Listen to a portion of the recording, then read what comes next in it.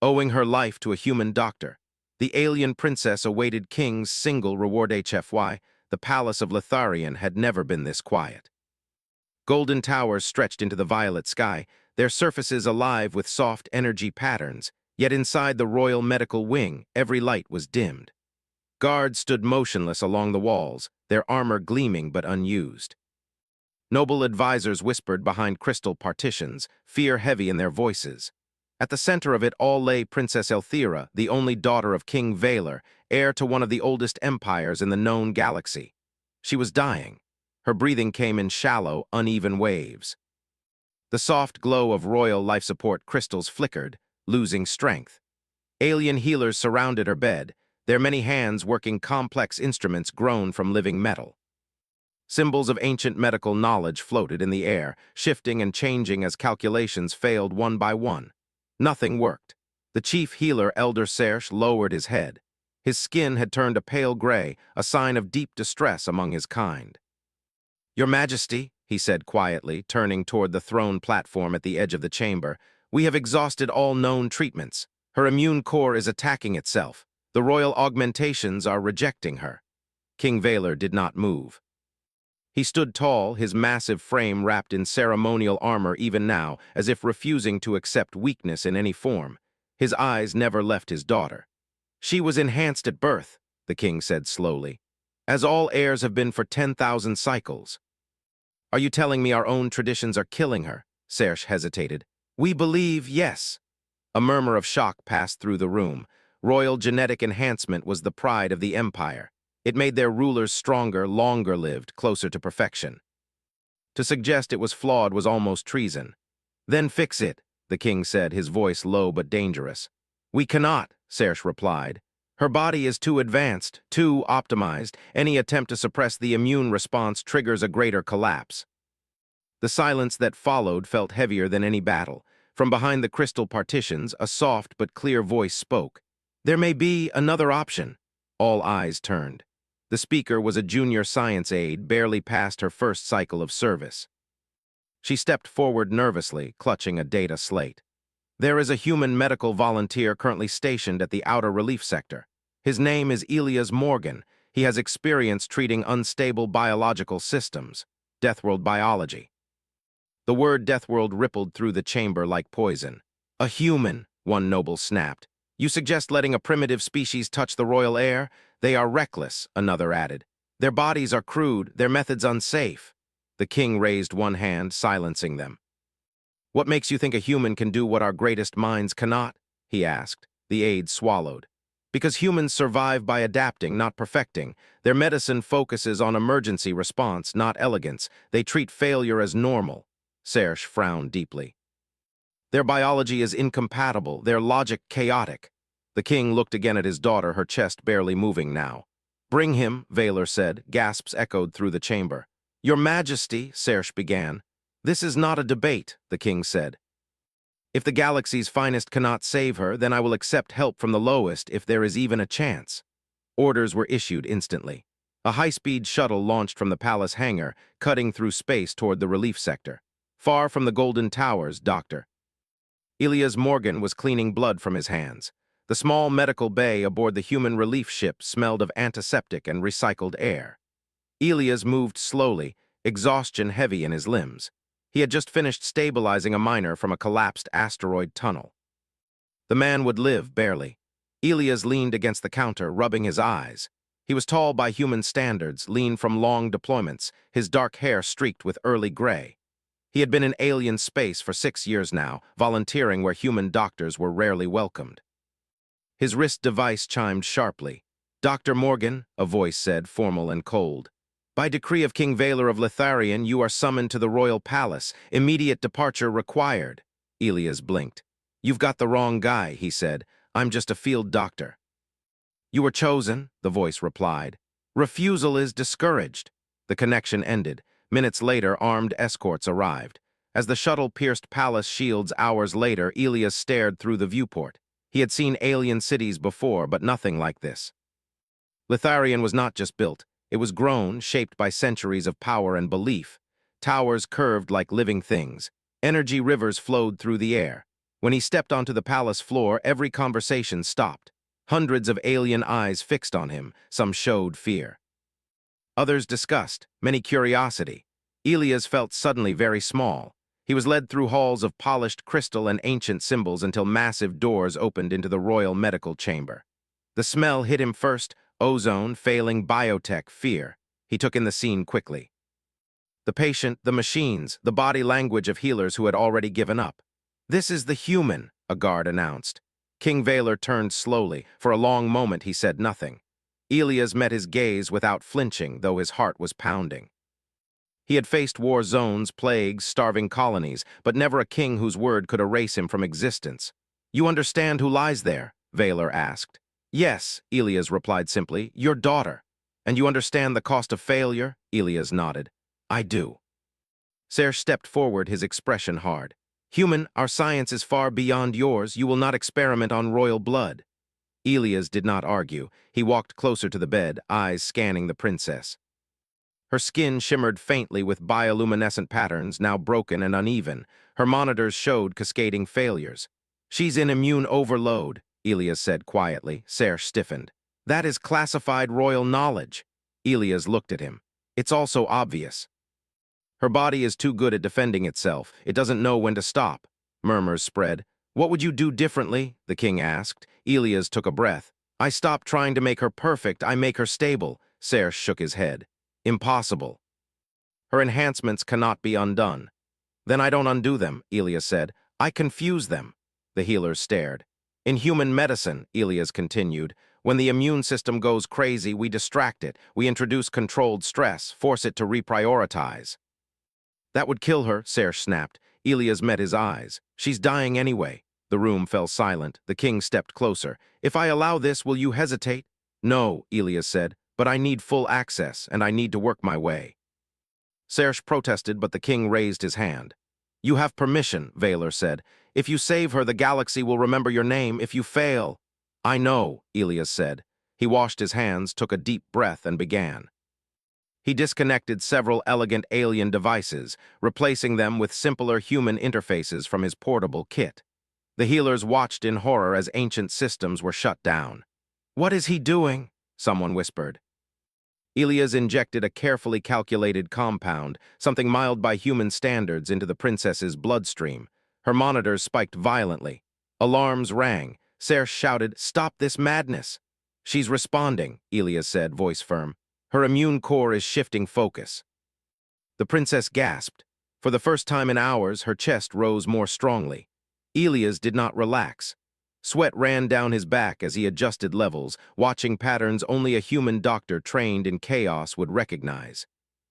"Stay with me," he murmured, though he knew she could not hear. The palace held its breath. And for the first time since she collapsed, hope entered the room. The alarms did not stop. They screamed through the royal medical chamber in sharp waves of sound, flashing lights reflecting off crystal walls and golden armor.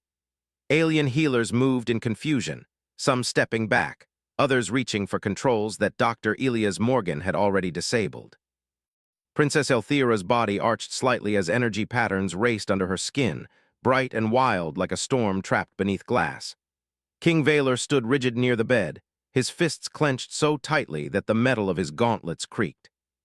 Every instinct in him screamed that this human had gone too far, yet his eyes were fixed on his daughter's chest.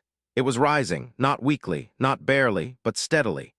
"She is stabilizing," one of the junior healers whispered, disbelief thick in his voice. Elder Serge did not answer. His many eyes were locked on the medical readings, his long fingers trembling as data streams changed in ways he had never seen before. "This makes no sense," Serge muttered. "The immune core should be tearing her apart." Elias did not look up. His hands moved quickly, but not in panic. Each action was calm, practiced. He adjusted flow regulators, monitored chemical balance, and watched the feedback loops like a man reading a language only he understood. "It's still trying to," Elias said. "I just gave it something else to fight." Serge turned sharply. "You poisoned her." Elias shook his head. "No, I annoyed her immune system," several healers gasped.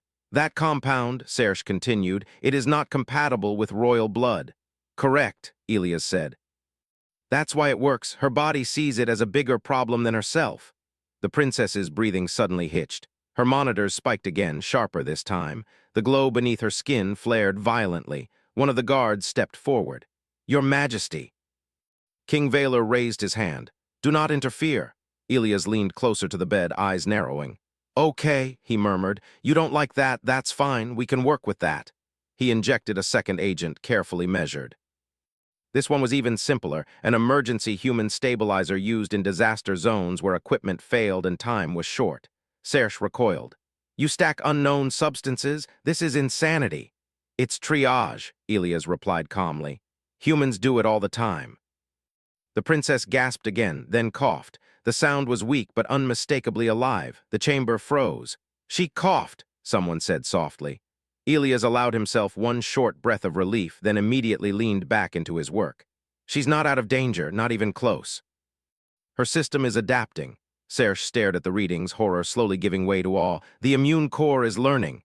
"Yeah," Elias said. "That's the problem with perfection, it never expects change." Minutes passed, then hours. The alarms gradually softened, their pitch lowering as the chaos inside the princess's body slowly settled into something fragile but controlled. Alien healers resumed cautious movement, now watching Elias instead of the machines. At one point, Elias' hands began to shake. He ignored it. King Valor noticed. "You are exhausted," the king said. "I will rest when she's stable," Elias replied without looking up. Serge studied the human more closely now. His posture was tense, his shoulders tight, his face pale with strain. This was not confidence born of arrogance. It was focus sharpened by necessity. "You place yourself at risk," Serge said. "Your nervous system is linked to hers through feedback monitoring. Prolonged exposure could damage you." Elias shrugged slightly. "Wouldn't be the first time." The king stepped closer. "Explain," he demanded. Elias hesitated for half a second, then spoke while working. "Human doctors often use biofeedback in emergencies. We feel what the patient feels: stress, overload, failure points. It helps us react faster." "That is barbaric," Serge said. "It's effective," Elias replied. Another spike hit Elias suddenly, his breath caught and his fingers faltered. Pain shot through his chest, sharp and unexpected. He gritted his teeth and adjusted the link. "What is happening?" the king asked sharply. "She's pushing back," Elias said through clenched teeth. "Her system doesn't like being guided." "Sever the link," Serge ordered. "No," Elias said immediately. "If I cut it now, her immune response will rebound." The pain surged again, stronger this time. Elias staggered slightly, bracing himself against the bed. A guard moved instinctively to support him, then froze, unsure if touching the human was permitted. King Valor nodded once. "Help him." The guard stepped in, steadying Elias' shoulder. The contact grounded him just enough to continue. "You should not suffer for royal blood," Serge said, quieter now. Elias managed a thin smile. "Doesn't matter whose blood it is, patient's a patient." Slowly, very slowly, the princess's readings began to smooth out. The violent spikes softened into controlled waves. The glow beneath her skin dimmed, then steadied into a calm, even pattern. "She's entering recovery sleep," Elias said. The room released a breath it had been holding for a lifetime. Princess Elthira's body relaxed. Her breathing deepened.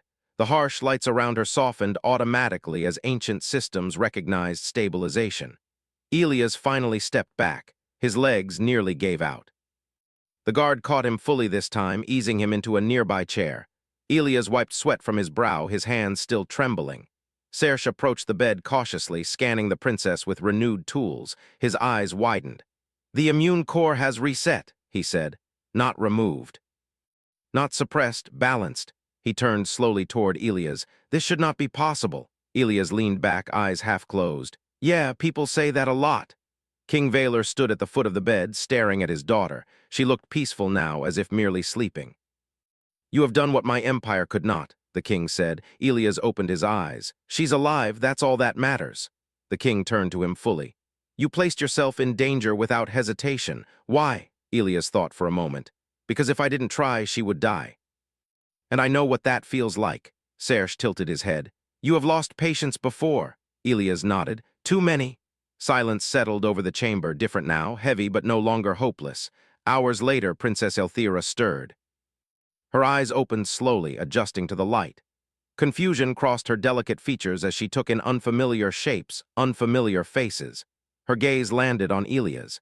He was half asleep in the chair, head tilted back, exhaustion written across every line of his face. She frowned slightly. "Who is that?" she whispered. The sound was weak, but it carried. Every being in the room froze. King Valor moved to her side instantly.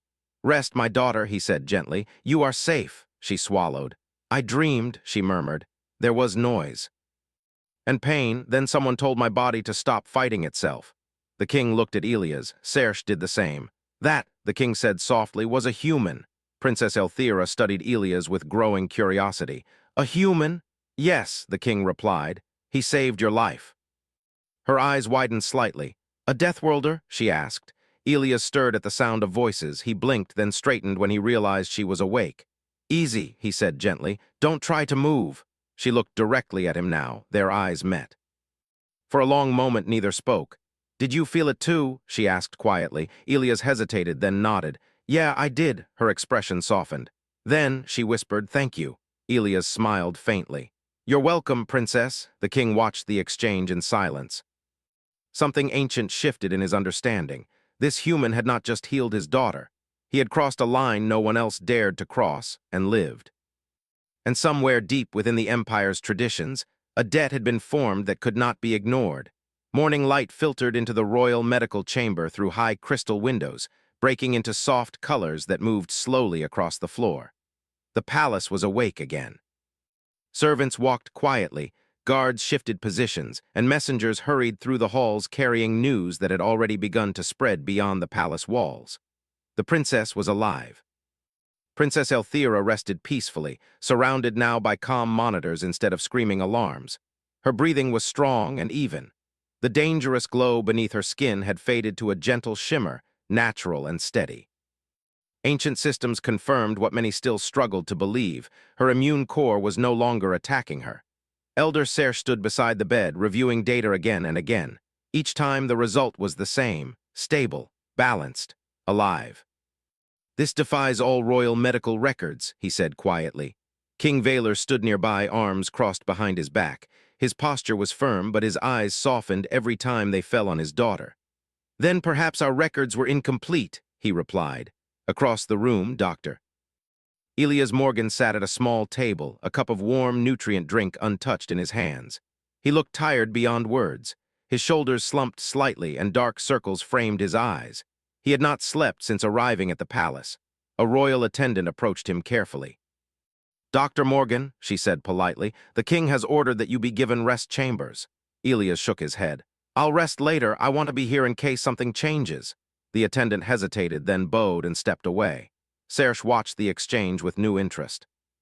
"You do not trust your work?" he asked. Elias looked up. "I trust it enough to stay close." The healer studied him for a long moment. "You humans live as if failure is always nearby." Elias smiled faintly, "because it usually is." Before Serge could reply, Princess Elthira stirred. Her eyes opened slowly, clearer now than before. She turned her head slightly, adjusting to the light. King Valor moved instantly to her side. "Elthira," he said softly. "How do you feel?" She took a careful breath. "Tired," she said, "but whole." Serge leaned forward eagerly. "Do you feel pain, confusion, resistance in your core?" She shook her head. "No, it is quiet for the first time in many cycles." The room seemed to relax around her words. Her gaze shifted again, searching. It found Elias. "You are still here," she said. Elias nodded. "Just making sure you behave." A small smile touched her lips. "Father," she said slowly, "this human, he did not treat me like a symbol." King Valor raised an eyebrow. "Explain." "He spoke to my body," she continued. "Not to my rank, not to my bloodline, just to me." The king said nothing, but the weight of her words settled deep. Later that day, the royal council was summoned. The grand hall of Litharian filled with nobles, military leaders, scholars, and representatives from allied systems. Energy banners floated high above, displaying the crest of the royal house. Whispers echoed between towering pillars as everyone waited. At the center stood King Valor, his daughter seated safely beside him. Dr. Elias Morgan stood alone before them. He felt every eye on him. Some were curious, some angry, some afraid. "This gathering is called," the king announced, "to address an event without precedent." He gestured toward Elias. "This human saved the life of my daughter when no other method remained." Murmurs swept the hall. One noble stepped forward. Your Majesty, with respect, desperation does not rewrite hierarchy. This was an exception, not a lesson. Another added, humans are unpredictable, dangerous. Their success was luck. Princess Elthira sat up straighter. It was not luck. The hall quieted instantly. He understood what our perfection blinded us to, she said calmly. Our systems were flawless until they were not. Serge stepped forward then. I have reviewed the treatment myself, he said. It was crude by our standards and yet effective beyond measure. Gasps followed. Serge continued. Human medicine assumes failure, it plans for it. That difference saved the princess. Silence followed. King Valor raised his hand again. In our law, he said, a royal life saved creates a debt, one that must be repaid. All eyes sharpened. The debt, the king continued, will be honored publicly. He turned to Elias. Dr. Elias Morgan stepped forward. Elias did so slowly, heart-pounding. You are granted the right to request one reward, the king said. One only, it may be wealth, protection, status, or power, whatever you choose. A shockwave of whispers burst through the hall. Elias froze. He had known this moment might come, but now that it had, his mind felt strangely clear. He looked around the hall, at the nobles who feared him, at the healers who doubted him, at the soldiers who watched him like a potential threat. Then he looked at Princess Elthira.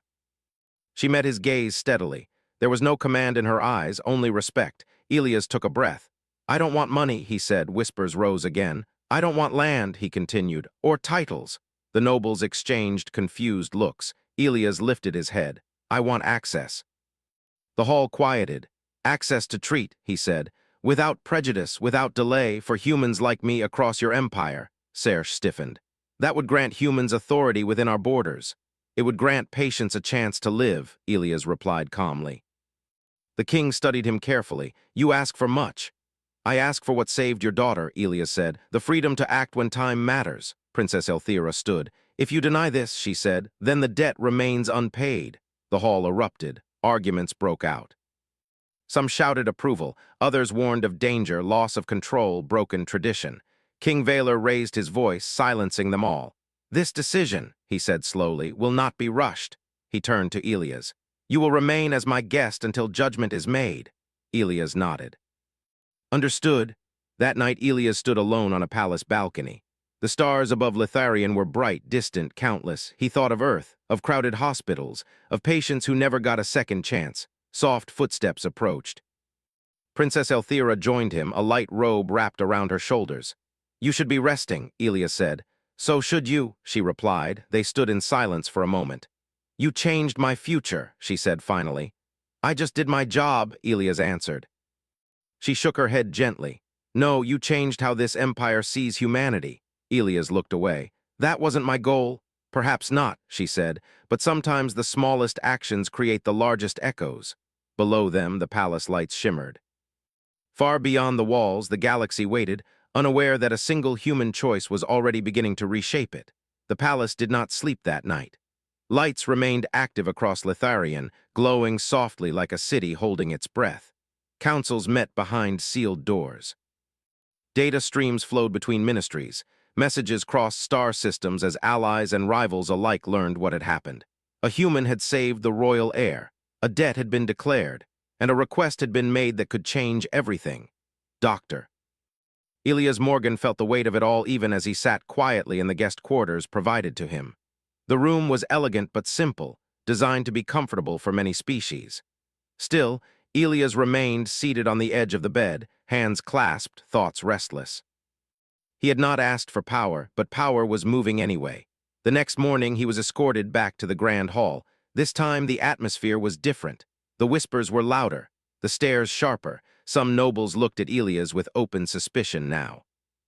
Others with something closer to fear. Princess Elthira sat beside her father again, stronger today. Color had returned to her skin. Her posture was steady. Every movement reminded the court that she lived because of the human standing before them. King Valor rose. The council has debated through the night, he said. Voices were raised, warnings spoken, hopes declared.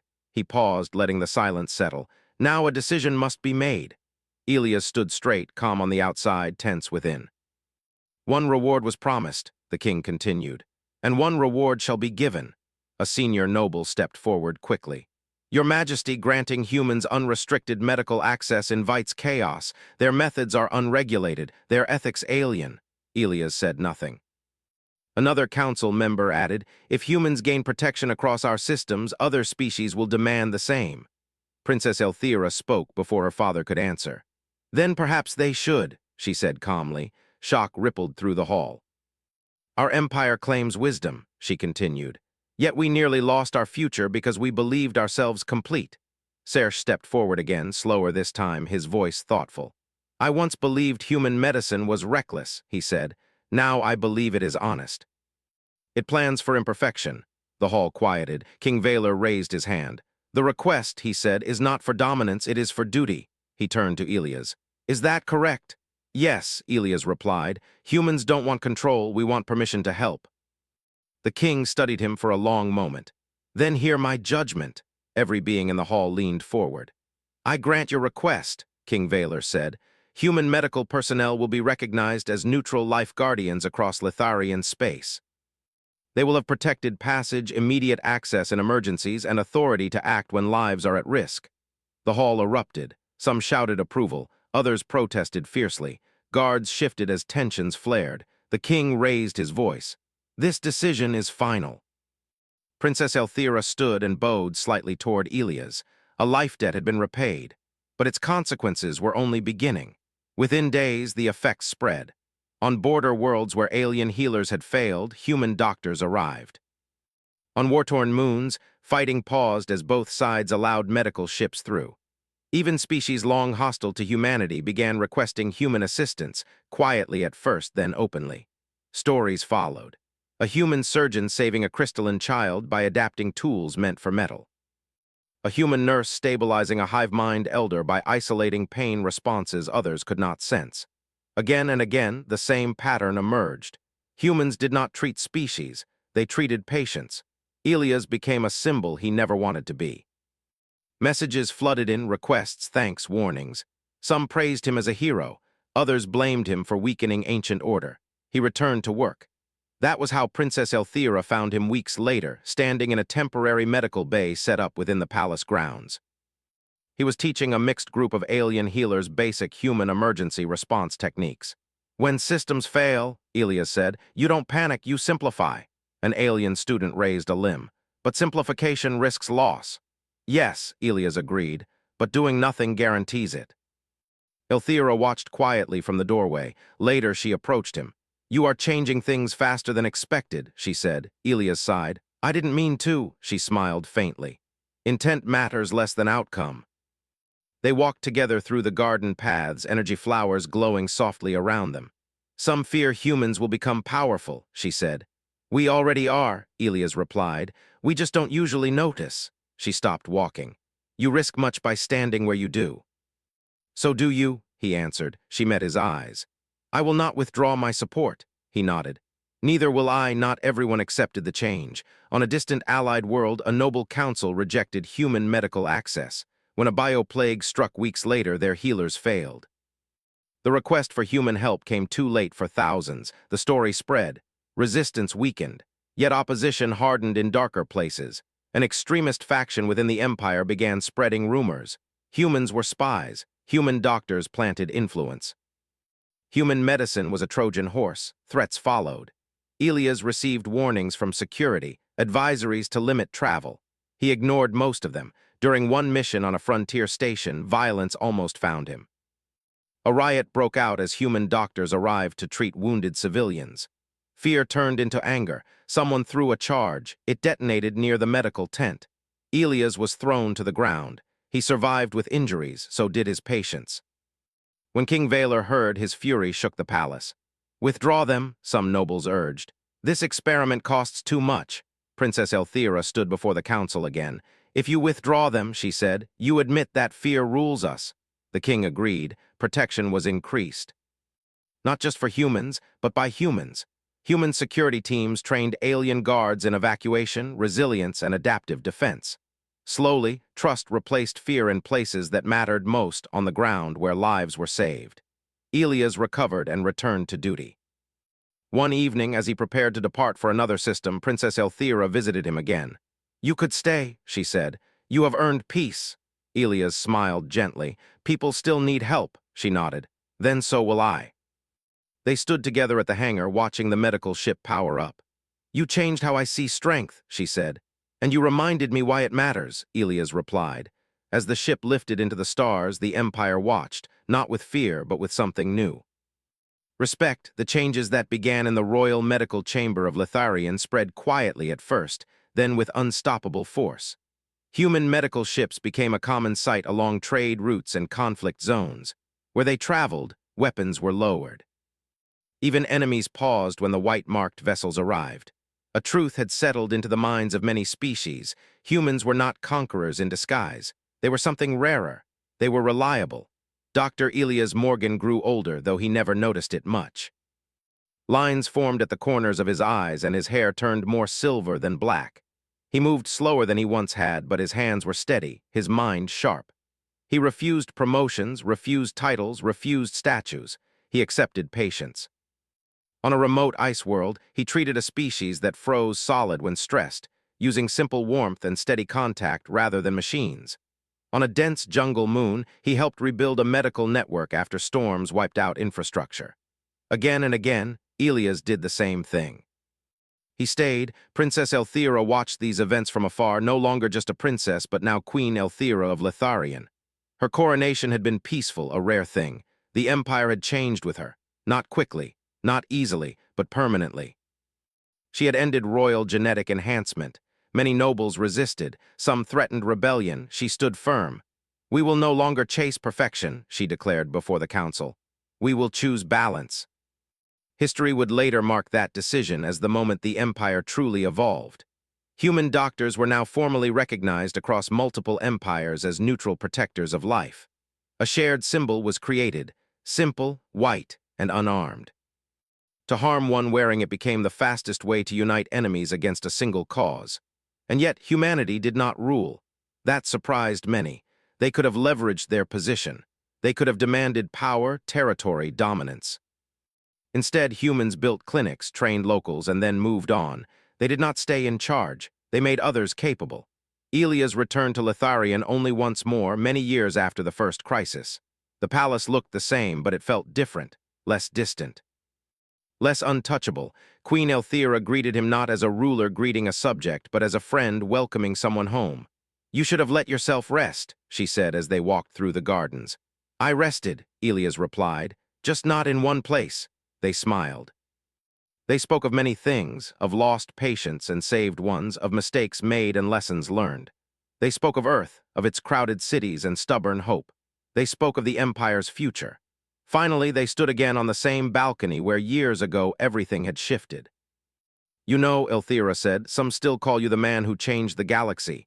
Elias laughed quietly. That's too big, I just treated one patient. She shook her head. No, you treated us all. He looked out at the stars. Then promise me something. Anything, she said. Never let humanity become something people fear, Elias said. If that day comes, we'll have failed. She placed her hand over her chest in a gesture of oath. I promise. When Elias left Litharian for the last time, he did not know it would be the last. He returned to frontier work, to teaching young doctors, human and alien alike. His name appeared in textbooks, then quietly faded as newer generations took his place. That was how he wanted it. When Elias Morgan finally died, it was peacefully on a small station orbiting a yellow star. He had finished a long shift, helped stabilize 3 patients, and sat down to rest. He never woke up. The news spread slowly, then all at once. Across the galaxy, ships stopped. Clinics dimmed their lights. Even battlefields fell silent for one full cycle, not by command, by choice. Queen Elthira stood before the Empire and spoke words that would be recorded forever. He saved my life, she said. But more than that, he taught us how to save each other.